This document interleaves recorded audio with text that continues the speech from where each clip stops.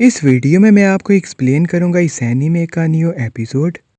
तो स्टार्टिंग में वो ड्रैगन येचेंग को बोलता है, अगर तुम मेरे साथ ट्रेड करोगे तो फिर मैं तुम्हें काफ़ी ज़्यादा नॉलेज दूंगा और मैं तुम्हारी पावर को भी काफ़ी ज़्यादा बढ़ा दूंगा।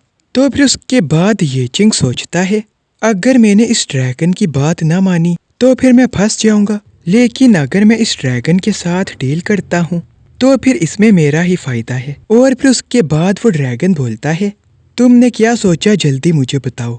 तो फिर उसके बाद वो दोनों ऐसे ही बातें करते हैं और फिर वो ड्रैगन बोलता है, ये रहा तुम्हारा कॉन्ट्रैक्ट, अगर तुम 10 सालों में यहाँ पर वापस नहीं आए तो फिर तुम मारे जाओगे। तो ये बात सुन के येचेंग काफ़ी ज़्यादा शौक हो जाता है। तो फिर उसके बाद वो ड्रैगन बोलता है, तुम्हें कुछ भी करके यहाँ पर वापस आना ही होगा, अगर तुम ना आए तो तुम्हारे साथ बहुत बुरा होगा। अब मेरे से वादा करो कि तुम ज़रूर आओगे। तो फिर उसके बाद येचेंग बोलता है, प्लीज़ मेरे साथ ऐसा ना करो, मैं 10 साल के अंदर यहाँ पर वापस कैसे आ सकता हूँ, मैं इतना भी स्ट्रांग नहीं हूँ कि मैं तुम्हें यहाँ से निकाल सकूँ। तो फिर उसके बाद वो ड्रैगन बोलता है, अब मैं तुम्हारी कोई भी बात नहीं सुनूंगा, जो मैंने बोल दिया तुम्हें वही करना होगा, तुम्हें 10 सालों के अंदर यहाँ पर आना ही होगा।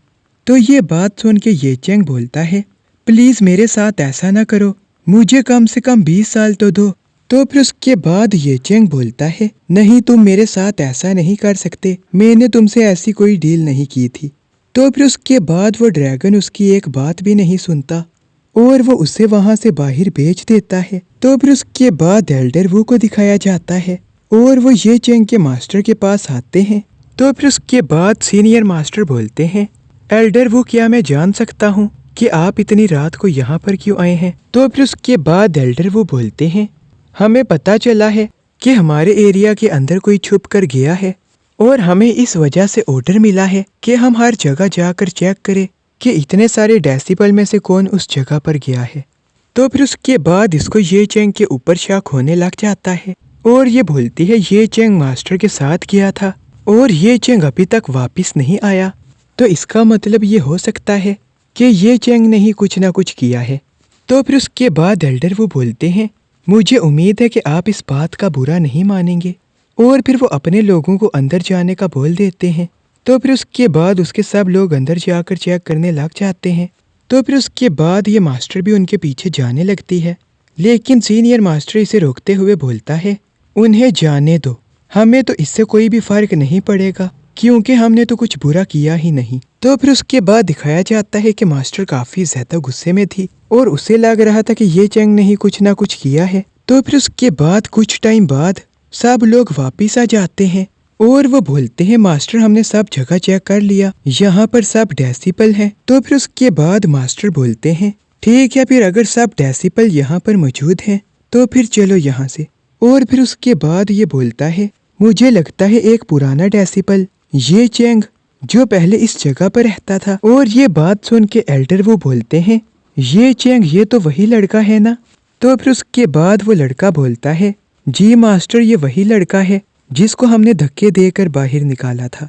और फिर उसके बाद एल्डर वो बोलते हैं, मुझे तो वो पहले से ही पसंद नहीं था, इसलिए उससे मैंने यहाँ से निकाल दिया, मुझे उससे उस दिन ही मार देना चाहिए था, हमारे सेक्ट के अंदर आकर वो हमारा नाम खराब कर रहा है, अच्छा हुआ कि मैंने उसे यहाँ से निकाल दिया है।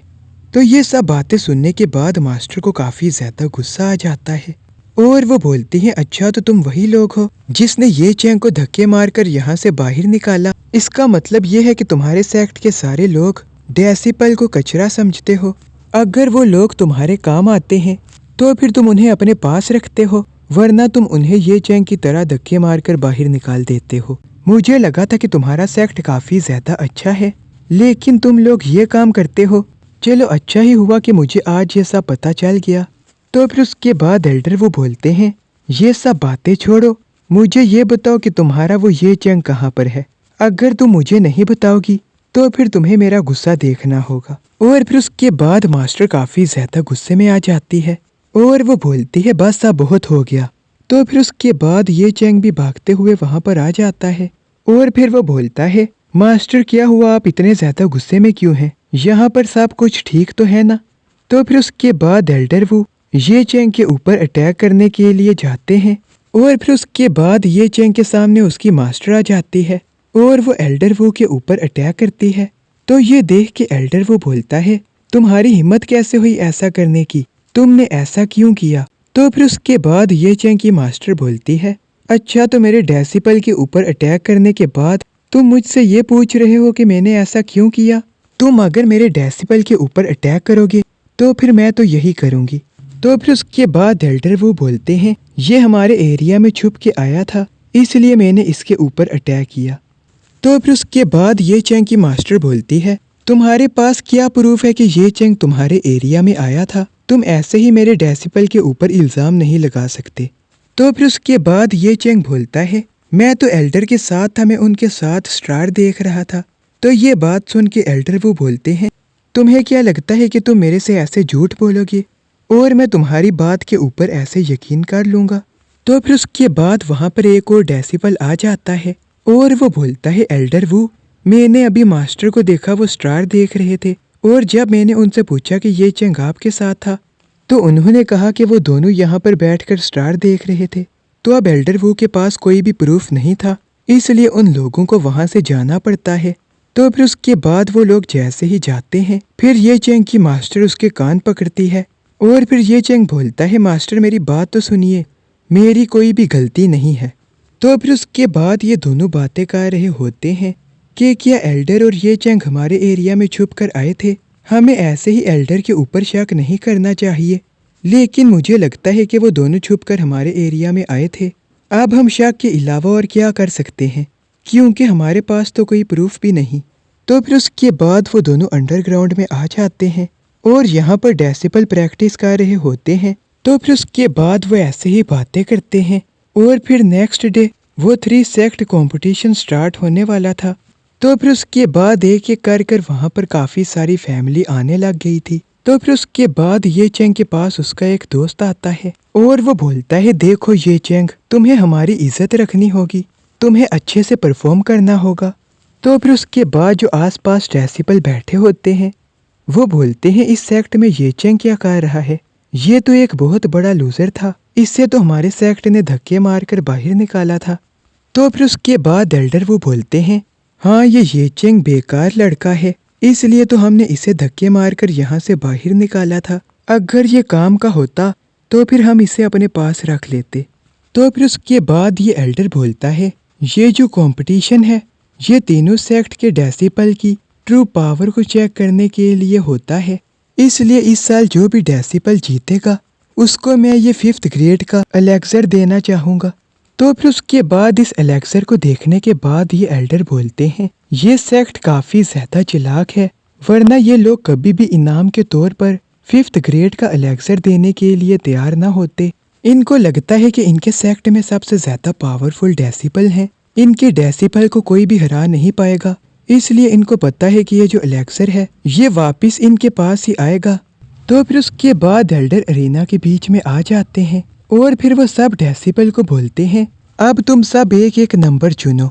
तो फिर उसके बाद वो सब डेसिबल एक एक नंबर चुन लेते हैं।